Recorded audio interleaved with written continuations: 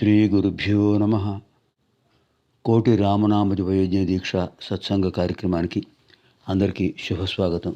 ముందుగా శ్రీరామనామ మంత్రం, అనంతరం రామాయణ పారాయణ ప్రవచన మహిమా శ్లోకం, తదనంతరం శ్లోకి రామాయణం, తదుపరి రామ పరివారం.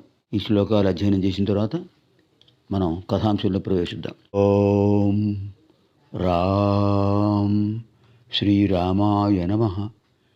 ఓం రామ్ శ్రీరామాయ నమః. ఓం రామ్ శ్రీరామాయ నమః.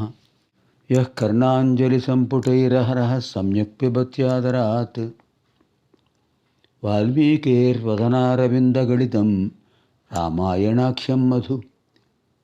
జన్మవ్యాధి జరా విపత్తిమరణైరత్యంత సోపద్రవ సంసారం సవిహాయ గచ్చతి పుమాన్ విష్ణోః పదం శాశ్వతం. ఆదౌ రామతపోవనానుగమనం హత్వా మృగం కాంచనం వైదేహీహరణం జటాయుమరణం సుగ్రీవ సంభాషణం వాలీ నిగ్రహణం సముద్రతరణం లంకాపురీ దాహనం పశ్చాత్ రావణకుంభకర్ణహననం ఏతద్ధి రామాయణం. తరంతరం పుష్పగోమానస్థిత శ్రీ సీతారామలక్ష్మణ పరివార సమేత వర్ణనా శ్లోకం. వైదేహీ సహితం సురద్రుమతలే హైమే మహామంటపే మధ్యే పుష్పగమాసనే మణిమయే వీరాసనే సంస్థితం అగ్రే వాచయతి ప్రభంజనసుతే తత్వం మునిభ్యః పరం వ్యాఖ్యాంతం భరతాదిభిః పరివృతం రామం భజే శ్యామలం. శ్రీమద్ వాల్మీకి రామాయణం కిష్కింధాకాండ ఇవాళ 41వ సర్గ, 42వ సర్గ. ఈ రెండు సర్గల్లో ఉన్న విశేషాలను తెలుసుకుందాం. సుగ్రీవుడు సైనికులను 4 దిక్కులకు వరుసగా పంపిస్తున్నాడు. ముందు ప్రాచీతిక్ భాగానికి, అంటే తూర్పు దిక్కుకు వినతుడు అనేటువంటి వానర ప్రముఖుడి ద్వారా సైనికులను పంపించాడు. అది 40వ సర్గలో మనం చదివాం. ఆ దిక్కున ఉన్నటువంటి విశేషమైన భౌగోళ పరిస్థితిని కూడా అద్భుతంగా ఆవిష్కరించారు మహర్షి వాల్మీకి ఆదికవి. ఇప్పుడు 41వ సర్గలో ఆంజనేయ స్వామి వారు అంగదుడి నాయకత్వంలో మిగతా యోధులతో కలిసి దక్షిణ దిక్కుకు బయలుదేరుతున్నాడు. సుగ్రీవుడు వాళ్ళందరికీ కూడా దక్షిణ దిగ్భాగంలో ఉన్నటువంటి భౌగోళిక అంశాలను వివరిస్తాడు. చాలా అద్భుతమైనటువంటి విషయాలు మనం తెలుసుకుంటాం. ఇందులో 50 శ్లోకాలు ఉన్నాయి. మరోసారి నేను మనవి చేస్తున్నాను, కోటి రామనామ జప సత్సంగ సభ్యులందరికీ కూడా రామనామ జపం చేయడమే ముఖ్యం అనుకోకండి. అది ముఖ్యమైనదే. ఓం రామ్ శ్రీరామాయ నమః ఎంత చేస్తే అంత ఫలితం వస్తుంది. దాంతోపాటు రామ కథను వినడం కూడా మన బాధ్యత, మన ధర్మం, మన కర్తవ్యం. సమయం సద్వినియోగం అవుతుంది. సరే, మనం ఇప్పుడు 41వ సర్గలో ప్రవేశిస్తున్నాం. ఇందులో 50 శ్లోకాలు.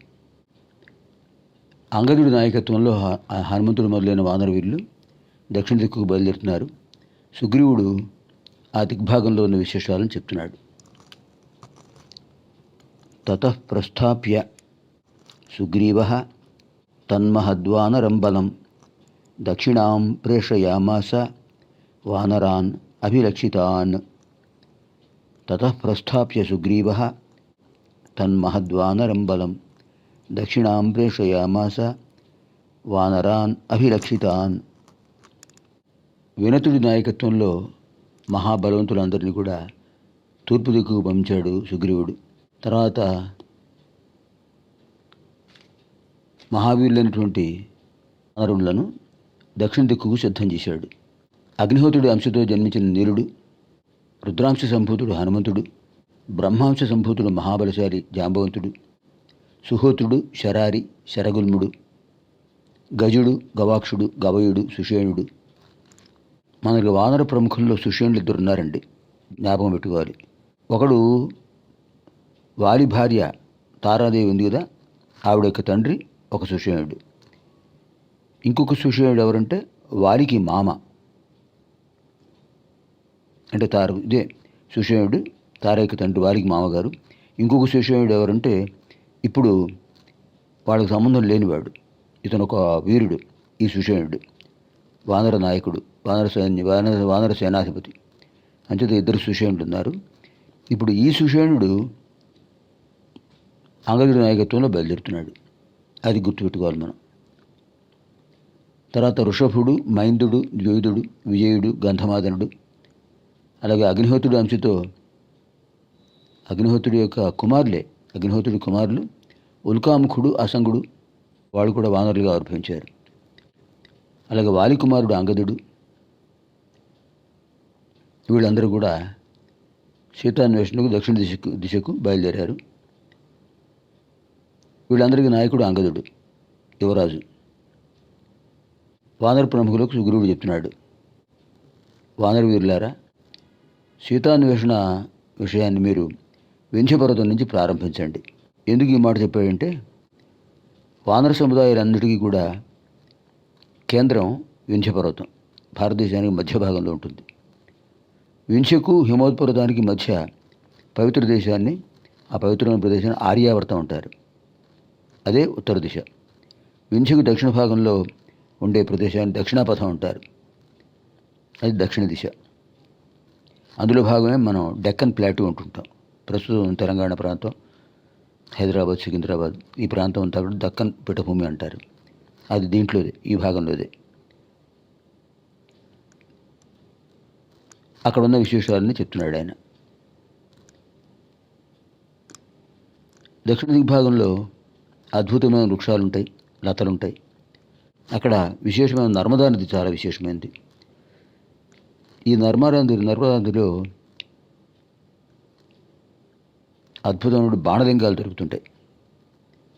బాణలింగాలు, బాణాకారంలో ఉండే శివలింగాలు ఈ నర్మదా నదిలో దొరుకుతుంటాయి. చాలా పవిత్రమైన నది. మహావిషసర్పాలు ఉంటుంటాయి. ఈ నదిని దాటడం చాలా కష్టం, జాగ్రత్తగా ఉండాలి మీరు అక్కడ. తర్వాత మీకు గోదావరి, మహానది, కృష్ణానది ఇవన్నీ కూడా కనిపిస్తాయి. ఆ నదీ తీరాల్లో కూడా వెతకండి. మేఖల, ఉత్కళ దేశం, దశార్ణ దేశం, అక్కడ ఉండే నగరాలు, అలాగే అశ్వవంతి, అవంతిపురం అంటే ఉజ్జయిని నగరం అంటాం. నర్మదా నది తీరంలో ఉంది. ఈ అవంతి నగరం, ఉజ్జయిని నగరంలోనే మహాకాళేశ్వరుడు, ద్వాదశ జ్యోతిర్లింగాల్లో మహాకాళేశ్వరుడు, అష్టాదశ శక్తిపీఠాల్లో మహాకాళి స్వరూపిణి, ఈ ఇద్దరు వెలిసిన అద్భుతమైన పవిత్రమైన ప్రదేశం అవంతి. ఆ ప్రాంతం కూడా చెప్పాడు సుగ్రీవుడు. అక్కడ కూడా వెతకండి. ఇంకా అద్భుతములైన ప్రాంతాలున్నాయి. విదర్భ, ఋషిక, మాహిషక, వంగ, కళింగ, కౌశిక. కళింగ అంటే ప్రస్తుతం ఒరిస్సా ప్రాంతం ఉంది, మనం ఒరిస్సా అంటున్నాం ఆ ప్రదేశం. అక్కడ వివిధ ప్రాంతాలు వెతకండి బాగా. అనంతరం దండకారణ్యంలో పర్వత ప్రాంతాలు ఉన్నాయి. నదీ తీరాలు, గుహలు, గోదావరి నది ఉపనదులు, ఇవన్నీ పరిశీలించండి. అలా వెడుతుంటే మీకు ఆంధ్ర ప్రాంతం, పుండ్ర ప్రాంతం, చోళ ప్రాంతం, పాండ్య ప్రాంతం, కేరళ ప్రాంతం, ఇవన్నీ కూడా దక్షిణ భారతదేశంలో ఉన్న ఆంధ్ర, కర్ణాటక, తమిళ, కేరళ ప్రాంతాలు, అక్కడ కూడా ఎతకండి.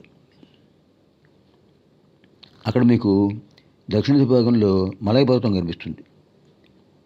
ఆ పర్వతం దగ్గర, పర్వత ప్రాంతంలో చాలా విశేషమైన ప్రదేశాలు ఉంటాయి, గిరిశిఖరాలు. ఆ పర్వత ప్రదేశాల్లో అద్భుతమైనటి చందన వృక్షాలు, మహావృక్షాలు, చందన వృక్షాలు. మనం ఈ ప్రాంతాన్ని మలేషియా అంటుంటాం. ఆ ప్రాంతాలు చాలా బాగుంటాయి. అక్కడ కూడా మీరు వెతకండి. ఇంకా ముందుకు వెళితే మీకు కావేరీ నది దర్శనమిస్తుంది. ఇది ఇంతకుముందు అనుకున్నది మలేషియా కాదండి, మలై పర్వతం. దాని గురించి చెప్పారు ఇక్కడ వ్యాఖ్యానంలో. గోవిందరాజు వ్యాఖ్యానంలో ఏం చెప్పారంటే, అయోముఖ పర్వతం అంటారు దాన్ని సహ్యాద్రి అంటుంటాం. కృష్ణానది ఈ సహ్యాద్రిలోనే జన్మించింది. ఇక్కడ చందన వృక్షాలు బాగా ఉంటాయట. అది మలయ పర్వత ప్రాంతం అయి ఉండొచ్చు అని వ్యాఖ్యానం కొంత చెప్తున్నారు. అసలు మలయ పర్వతం ఇంకొకటి కూడా ఉంది దక్షిణ దిగ్భాగంలో. ఆ పర్వతానికి అవతల ప్రదేశాన్ని మలేషియా అంటుంటారు. అది వేరు, ఇది వేరు. అక్కడ చందన వృక్షాలు ఉన్నాయి. ఆ ప్రాంతాలు కూడా వెతకండి. తర్వాత ఇంకా ముందుకు వెళ్ళండి. ఇక్కడ అగస్త్య మహాముని దర్శనం ఇస్తాడు మీకు, మహానుభావుడు. ఈ అగస్త్య భగవానుడు గొప్ప తపశ్శక్తి సంపన్నుడు. ఇక్కడ ఇంతకుముందు సీతారామ లక్ష్మణుడు ఉన్న ప్రాంతం ఇదంతా కూడా. పంచవటికి ఉత్తర భాగంలో అగస్త్యాశ్రమాన్ని శ్రీరాముడు దర్శించాడు కదా ఇంతకుముందు. ఇప్పుడు అగస్త్యాశ్రమం మలయ పర్వతం దగ్గర ఉన్నట్టుగా ఇక్కడ చెప్తున్నారు. ఇందులో వైరుధ్యం ఏం లేదు. ఎందుకంటే ఆదిశంకరాచార్యుల వారి మఠాలు అనేక ప్రాంతాల్లో ఉన్నట్టుగానే అగస్త్యుల వారి ఆశ్రమాలు కూడా వివిధ ప్రాంతాల్లో ఉంటుంటాయి. అది గుర్తుపెట్టుకోవాలి. ఆయన అన్ని ప్రదేశాలు సంచరిస్తూ అందరికీ అక్కడక్కడ శిష్యులను నియమిస్తూ ఉంటాడు ఆ పీఠాల్లో. అగస్త్య మహాముని అక్కడికి వెళ్ళండి, ఆయన దర్శనం చేసుకోండి అని చెప్పాడు సుగ్రీవుడు. తర్వాత మీకు తామ్రపర్ణి నది కనిపిస్తుంది, మహానది. అక్కడ మొసళ్ళు బాగా ఉంటాయి, జాగ్రత్తగా వెళ్ళండి. ఈ తామ్రపర్ణి సాగరంలో కలిసే ప్రదేశం కూడా చాలా విశేషమైంది. తర్వాత మీరు పాండ్యరాజుల నగరం చూడొచ్చు, అంటే ప్రస్తుతం తమిళనాడు ప్రాంతం. అది సస్యశ్యామలంగా ఉంటుంది. అక్కడ కూడా సీతాదేవి కోసం వెతకండి. పాండ్యనగరం దాటిన తర్వాత సముద్ర తీరం వెంట వెళ్ళండి.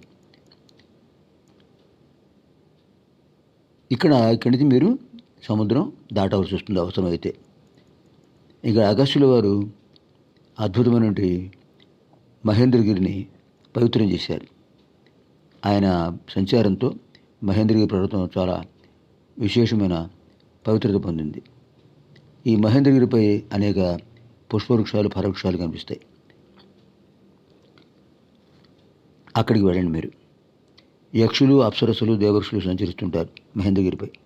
సిద్ధులు, చారణులు గుంపులుగా ఉంటుంటారు. దేవేంద్రుడు ప్రతిరోజు మహేంద్రగిరికి వస్తుంటాడట, సముద్ర స్నానం చేసి వెడుతుంటాడట. అంతే దాన్ని మహేంద్రగిరి అంటుంటారు. ఈ మహేంద్ర పర్వతానికి శతయోజన దూరంలో ఒక మహాద్వీపం ఉంది. అది మానవమతులకు సాధ్యం కాదు వెళ్ళటానికి. అక్కడికి కూడా మీరు వెళ్ళాల్సి వస్తుంది. సీతామాత కోసం ఏకాగ్రతతో ప్రతి అంగుళం గాలించాలి మీరు. అది రాక్షసరాజు అయిన రావణాసురుడి అధీనంలో ఉన్నటువంటి లంకానగరం. వాడు మహాపరాక్రమశాలి, సీతాభరణానికి పాల్పడిన దుర్మార్గుడు వాడు. ఆ దక్షిణ సముద్ర మధ్యభాగంలో అంగారక అనే ఒక రాక్షసి ఉంటుంది. ఆ రాక్షసి ఛాయాగ్రహిణి. ఆవిడకే సింహిక అని కూడా పేరు. గగన భాగంలో వెళ్ళేటటువంటి దేవతలు కానీ, రాక్షసులు కానీ, నాగులు కానీ, అలాగే కొంతమంది విమానాలు వెళ్తుంటారు దేవతలు. ఆ వెళ్ళేటువంటి విమానాలను, ఆ దేవతలను కూడా రాక్షసులను ఆకర్షిస్తుంటుంది. ఛాయను ఆకర్షిస్తుంది, వాళ్ళ నీడను. ఆ ఛాయను ఆకర్షించిన వాళ్ళు కూడా కింద పడతారు. తర్వాత తినేస్తుంటుంది. అక్కడ జాగ్రత్తగా ఉండాలి. ఈ లంకాద్వీపంలో సీతాదేవి ఉండవచ్చు అని అనుకుంటున్నాం. అంచేత అక్కడ అన్ని ప్రదేశాలు వెతకాలి. ఇంకా సీతాదేవి అక్కడ కనిపించలేదు అని అనుకుంటే లంకాద్వీపం దాటి ఇంకా ముందుకు వెళ్ళండి. అంచేత దక్షిణ దిశలో ఉన్న ప్రదేశాలు ఇవన్నీ జాగ్రత్తగా పరిశీలించండి. ఇంకా మీరు ఈ లంకానగరం దాటి ముందుకు వెడితే, అంటే ఒకవేళ అవసరం ఉంటే అటు వెడితే, అక్కడ పుష్పితకం అనే ఒక పర్వతం కనిపిస్తుంది. ఆ పుష్పితకం అనే పర్వతం మీద సిద్ధులు, చారణులు సంచరిస్తుంటారు. దాని చుట్టూ అగాధమైన సముద్రం ఉంది. ఆ గిరి శిఖరాలు చాలా ఎత్తుగా ఉంటాయి. ఆ పర్వతం యొక్క ఒక బంగారు శిఖరం ఉంది. శిఖరాన్ని సూర్యుడు తన కిరణాలతో బాగా ప్రకాశింపజేస్తుంటాడు. అది వెండి శిఖరంలా కనిపిస్తుంటుంది.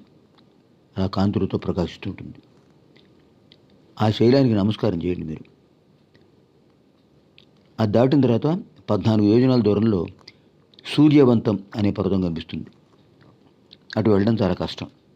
ఒకవేళ మీరు అక్కడికి కూడా వెళ్ళవలసి వస్తే దాని అవతల ఆ పర్వతం దాటిన తర్వాత వైద్యుతం అనే పర్వతం కనిపిస్తుంది.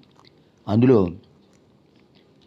సర్వకాల సర్వావస్థల్లో ఫలపుష్పాలతో ఉండే వృక్షాలు ఉంటాయి.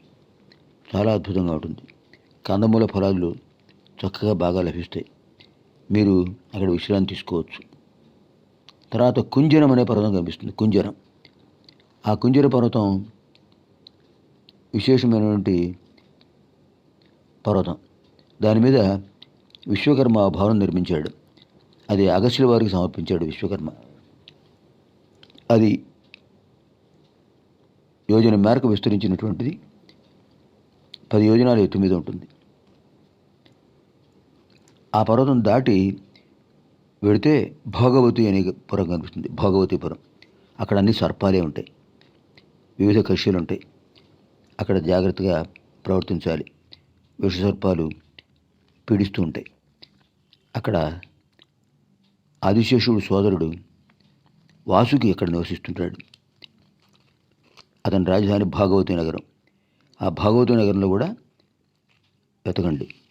అది దాటిన తర్వాత ఒక పర్వతం కనిపిస్తుంది. అది వృషభాకృతిలో ఉన్న పర్వతం, మహాశైలం.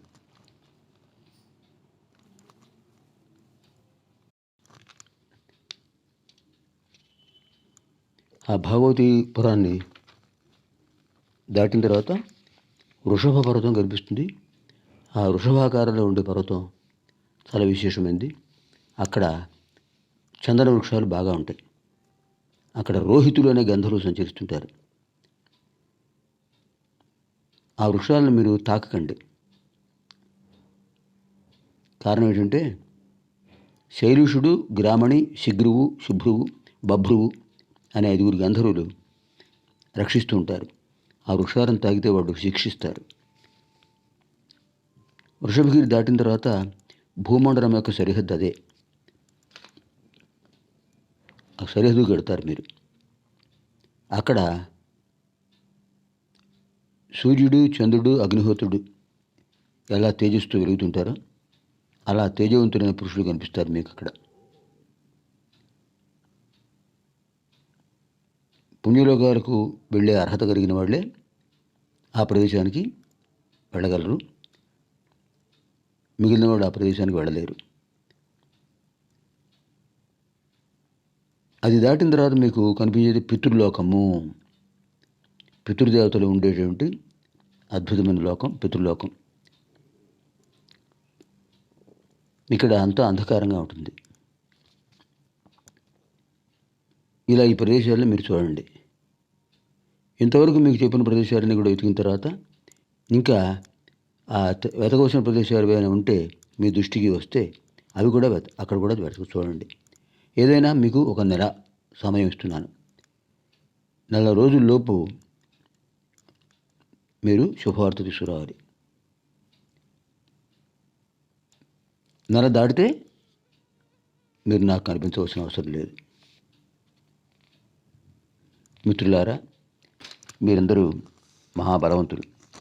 మీపై నమ్మకంతోనే మిమ్మల్ని దక్షిణ దిగ్భాగాన్ని పంపిస్తున్నాను. అమిత బలపరాక్రమా భవంతః విపులగుణేషు కులేషు చ ప్రసూతాః మనుజపతిసుతాం యథారభధ్వం తదధిగుణం పురుషార్థమారభధ్వం. అమిత బలపరాక్రమా భవంతః విపులగుణేషు కులేషు చ ప్రసూతాః మనుజపతిసుతాం అంటే సీతాదేవి. మనుజపతిసుతాం యథారభధ్వం తదధిగుణం పురుషార్థమారభధ్వం. ఓ మహావీరులారా, మీరందరూ కూడా దైవాంశ సంభూతులు. అది మీకు తెలుసు, నాకు తెలుసు. అంచేత సద్వంశాల్లో జన్మించిన వాళ్ళు తప్పకుండా జనక మహారాజు యొక్క కుమార్తె సీతాదేవి యొక్క జాడను తెలుసుకురండి. ఆ ప్రయత్నాలు ఇప్పుడే ప్రారంభించండి అని సుగ్రీవుడు వాళ్ళందరికీ చెప్పాడు. ఇత్యార్షే శ్రీమద్ రామాయణే వాల్మీకియే ఆదికావ్యే కిష్కింధాకాండే 1 सर्गः। అనంతరం ద్వావింశ సర్గ, 24 సర్గ, 42వ సర్గ. ఇందులో 55 శ్లోకాలు ఉన్నాయి. ఇప్పుడు ఇంతకుముందు మనం చదివిన దాంట్లో 50 శ్లోకాలు, ఇప్పుడు 55 శ్లోకాలు. వాలికి మామగారు అంటే తారాదేవి యొక్క తండ్రి సుషేణుడు, అతని నేతృత్వంలో వానర యోధులను పశ్చిమ దిక్కుకు పంపిస్తూ ఆ విశేషాలను చెప్తున్నాడు సుగ్రీవుడు. అథ ప్రస్థాప్య సుగ్రీవ తాన్ హరీన్ దక్షిణాం దిశం అబ్రవీన్మేఘ సంకాశం సుషేణం నామ యూథపం. అథ ప్రస్థాప్య సుగ్రీవ తాన్ హరీన్ దక్షిణాం దిశం అబ్రవీన్మేఘ సంకాశం సుషేణం నామ యూథపం. అంగదాది వీరులందరినీ దక్షిణ దిశకు పంపించిన తర్వాత సుగ్రీవుడు తారాదేవి యొక్క తండ్రి అయినటువంటి సుషేణుని దగ్గరకు వెళ్ళి ఆయనకు నమస్కారం చేశాడు. మహాశయ, మీరు మరీచి మహర్షి కుమారుడితో సమానుడు. మీరు పశ్చిమ దిగ్భాగాన్ని బయలుదేరండి. అక్కడ మీకు ఆ మరీచి మహర్షి దర్శనం కూడా అవుతుంది. తర్వాత మరీచి మహర్షి అంశతో జన్మించిన వానరులు కూడా మనకు మీతో పాటు వస్తున్నారు. సీతామాతను వెతకడం కోసం మీరు పశ్చిమ దిక్కుకు బయలుదేరండి. 2 లక్షల మంది వానరులు మీతో వస్తున్నారు. సౌరాష్ట్ర ప్రాంతాలకు, బాహ్రిక దేశాలకు వెళ్ళండి. అక్కడ శూరసేన ప్రదేశం, భీమ ప్రదేశం అంటే ఆ ప్రాంతాలు శూర ప్రాంతం, భీమ ప్రాంతం అనుకుని ఉంటారు. విశాలంగా ఉంటాయి అవి. అక్కడ జనపదాలు, మహానగరాలు కూడా కనిపిస్తాయి. పున్నాగ వృక్షాలు, వగడ వృక్షాలు, ఉద్దాలక వృక్షాలు, మొగలి పదులు అద్భుతంగా కనిపిస్తాయి. అక్కడ సీతాదేవి కోసం వెతకండి. ఈ పశ్చిమ దిగ్భాగంలో పవిత్రమైన నదులు ఎన్నో కనిపిస్తాయి మీకు. అక్కడ తపశ్శక్తి సంపన్నుడైన మహర్షులు కనిపిస్తారు. వాళ్ళందరినీ దర్శించి నమస్కారం చేసి అక్కడ కొండల్లో, కోనల్లో కూడా వెతకండి అమ్మవారి గురించి. రావణాసుడు లంకానగరంలోనే అమ్మవారిని ఉంచాడు అనే విషయం మనం ఊహిస్తున్నాం. కానీ వాడు దశ దిశల్లో ఎక్కడైనా అమ్మవారిని ఉంచవచ్చు. వాడు కామరూపుడు, మాయావి. అంతే మీరు ఇక్కడ కూడా వెతకండి, అన్ని చోట్ల వెతకాలి. ఇక్కడ దట్టమైన అడవులు ఉంటాయి. పశ్చిమ దిశల్లో మరుభూములు కూడా ఉన్నాయి, ఎడార్లు. ఆ ఎడార్లు కూడా చూడండి. దుర్గమ ప్రదేశాలు ఉంటాయి. అలా ముందుకు సాగితే మీకు సముద్ర తీరం కనిపిస్తుంది. అక్కడ తిమింగలాలు, మొసళ్ళు సంచరిస్తుంటాయి ఆ సాగరంలో. కానీ సముద్ర జలాలు ప్రశాంతంగా ఉంటాయి ఇక్కడ. ఆ సాగర తీరంలో మొగలి పొదలు, కొబ్బరి తోటలు బాగా ఉంటాయి. మీరందరూ అక్కడ స్వేచ్ఛగా సంచరించవచ్చు. అక్కడ రావణాసుడి నివాసం అక్కడ కూడా ఉన్నదేమో చూడండి. సీతామాతను ఎక్కడైనా అక్కడ బంధించాడేమో చూడండి. కొంత దూరం వెళ్ళిన తర్వాత మీకు మురచి పట్టణం కనిపిస్తుంది. మురచి పట్టణం. ఈ మురచి పట్టణం చాలా విశేషమైనది. దాని పక్కనే జటీపురం, అవంతిపురం ఉంది. ఇక్కడ అవంతి వేరు. ఇంతకుముందు మనం చెప్పుకున్న అవంతి నగరం అది ఉజ్జయిని నగరం. మహాకాళేశ్వరుడు, మహాకాళి మాత ఉన్నటువంటి ప్రదేశం ఇది వేరు. దాని పక్కనే అంగలోపాపురి ఉంది. అంగలోపాపురి అక్కడ విశేషమైన వనాలు ఉన్నాయి, విశాలమైన ప్రదేశాలు ఉన్నాయి. సింధు నది సముద్రంలో కలిసే ప్రాంతం అది. అక్కడ హేమగిరి అనే పర్వతం ఉంది. దానికి 100 శిఖరాలు ఉన్నాయి. ఎత్తైన వృక్షాలు ఉంటాయి అక్కడ. ఆ పర్వత శిఖరాల్లో సింహాలు బాగా సంచరిస్తుంటాయి. క్రూరములైన పక్షులు కనిపిస్తుంటాయి ఇక్కడ. అక్కడ తిమింగలాలు చాలా ప్రమాదకరాలు. ఏనుగులను కూడా లాగేస్తాయి సముద్రంలోకి.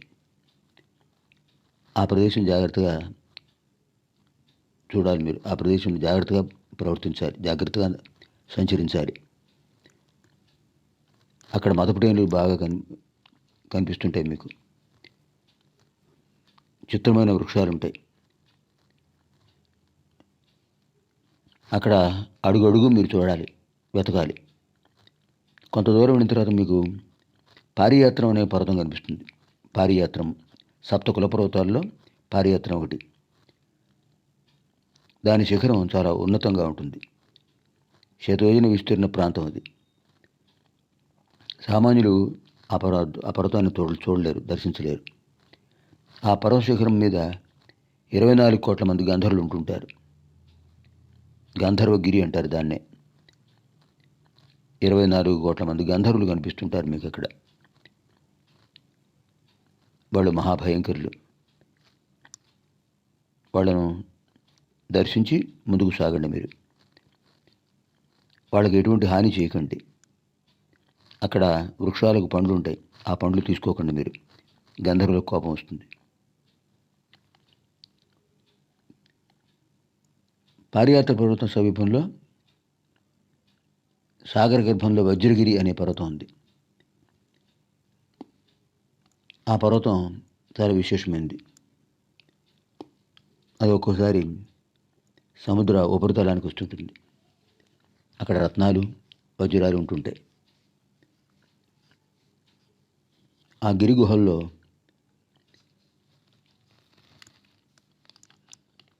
జాగ్రత్తగా వెతకాలి. రావణాసురుడు అక్కడైనా సీతామాతను ఉంచవచ్చు. ఆ పక్కనే చక్రవంతం అనే ఒక మహాశైలం ఉంది. అది విశ్వకర్మ తయారు చేసిన పర్వతం.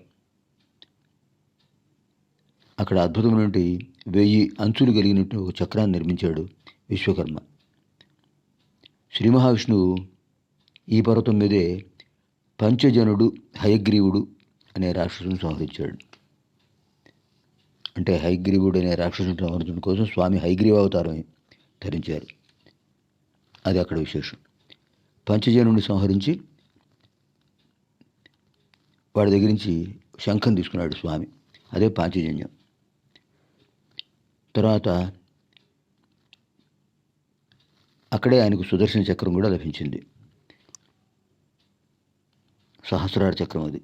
1000 అంచులుంటాయి, 1000 కోణాలు. అక్కడ కూడా మీరు చూడండి, రావణాసురుడి నివాసం ఏదైనా ఉందేమో. ఆ చక్రవంతగిరికి 60 యోజనాల దూరంలో వరాహగిరి ఉన్నది, సముద్ర మధ్య భాగంలో. అక్కడ కూడా వెతకండి. అక్కడ ప్రాగ్జ్యోతిషపురం ఒకటి ఉంది. అది సువర్ణమయం. ఒకప్పుడు నరకాసురుడు ఈ ప్రాగ్జ్యోతిషపురం రాజధానిగా ఆ దేశాన్ని పరిపాలించాడు. అక్కడ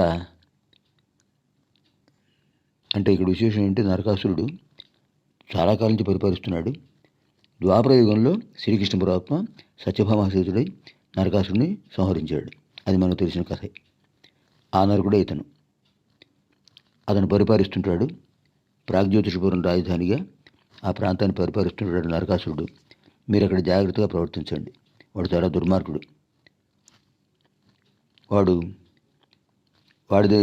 వాడి ప్రాంతంలో, వాడి రాజధాని ప్రాంతంలో కానీ, వాడి రాజ్యం ప్రాంతంలో కానీ రావణాసుడు సీతాదేవిని ఉంచాడేమో, అక్కడ బంధించాడేమో, అది కూడా చూడండి మీరు. వరాహగిరి దాటిన తర్వాత సర్వ సౌవర్ణ పర్వతం కనిపిస్తుంది. ఆ గుహ లోపల భాగాల్లో బాగా వెతకండి. అదంతా స్వర్ణమయం ప్రాంతాలు అవి. సెలయేళ్ళు ఉంటాయి, జలపాతాలు ఉంటాయి, అడవి పందులు బాగా తిరుగుతుంటాయి అక్కడ. మత్త గజాలు తిరుగుతుంటాయి, సింహాలు తిరుగుతుంటాయి, పెద్ద పుళ్ళు తిరుగుతుంటాయి. అక్కడ ఆ పక్కనే మేఘవంతం అనే పర్వతం ఉంది. ఈ మేఘవంత పర్వతం మీద దేవతలు సంచరిస్తుంటారు. ఒకప్పుడు ఇంద్రుడిని ఇక్కడ సురరాజుగా సన్మానించారు, పట్టాభిషేకం చేశారు. ఈ పర్వతం మీదే ఇంద్రుడికి పట్టాభిషేకం జరిగింది ఇక్కడే. అలాంటి విశేషమైన పర్వతం మేఘవంత పర్వతం. అది దాటి మీరు ముందుకు సాగితే 60,000 బంగారు కొండలు కనిపిస్తాయి. ఇవన్నీ స్వర్ణమయాలే, బంగారపు రాసులు. ఆ పర్వతాల మీద వృక్షాలు కూడా బంగారు రంగులో కనిపిస్తుంటాయి. అక్కడ సుమేరు గిరి కనిపిస్తుంది. సుమేరు గిరి చాలా విశేషమైనది.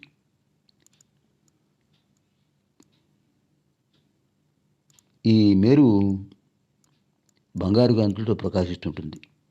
గంధర్వులు, దానవులు అందరూ కూడా ఇక్కడ సంచరిస్తుంటారు. విశ్వదేవతలు, మరుద్గణాలు, అష్టవసువులు సాయంకాల సమయంలో మేరుగురికి వచ్చి సూర్యభగవాను ఉపాసిస్తుంటారు.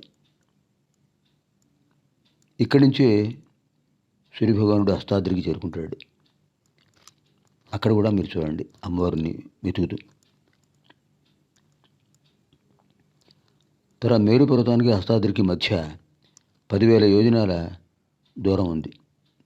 దాన్ని సూర్యభగవానుడు అర్ధముహూర్త కాలంలో అధిగమించి అష్టగిరిని చేరుకుంటాడు. ఈ పశ్చిమాద్రి శిఖరం మీద విశ్వకర్మ ఒక మహాభవనం నిర్మించాడు. ఇక్కడ వరుణదేవుడు ఉంటాడు, పశ్చిమ దిగ్భాగానికి అధిపతి. అక్కడ మీరు ఆ స్వామిని కూడా దర్శించండి. అక్కడ కూడా రావణాసుడి నివాసాలు ఏమైనా ఉన్నాయేమో చూడండి. ఈ ప్రాంతంలో మేరు సావర్ణి అనే మహానుభావుడు ఉన్నాడు. ఆయన చతుర్దశ మనువుల్లో ఒకడు. బ్రహ్మదేవుడు లాంటి వాడు, గొప్ప తపశ్శక్తి సంపన్నుడు. ఆయనకు నమస్కారం చేయండి మీరు. ఒకవేళ అవసరమైతే ఆయన అడగండి, సీతామాత యొక్క వివరాలు, అమ్మవారు ఎక్కడున్నారో చెప్పండి అని అడగండి మీరు. తప్పకుండా ఆయన చెప్తాడు. ఇంకా సూర్యభగవానుడు ప్రాతకాలంలో ఉదయగిరి నుంచి అష్టాద్రి వరకు మొత్తం జగత్తును ఉదయగిరి నుంచి ప్రారంభించి అష్టాద్రి వరకు తన కాంతులను ప్రసాదిస్తూ పెడుతుంటాడు కదా. అద్భుతమైన ఆ విశేషాలను మీరు ఇక్కడ తెలుసుకోవచ్చు. ఇంతవరకు మీరు వెళ్ళగలరు. ఆ తర్వాత భూమండలం చివరి భాగం ఇది. ఇంకా అష్టాద్రి వరకు గాలించిన తర్వాత రావణాసుడి నివాస స్థానం తెలియదు అనుకోండి. అప్పటికి మీకు రావణాసుడు నివాసాలు కానీ సీతామాతను వాడు ఉంచిన ప్రదేశం కానీ తెలియకపోతే మీరు వచ్చేసేయండి. నెలలోపు ఈ పనంతా మీరు చేయాలి.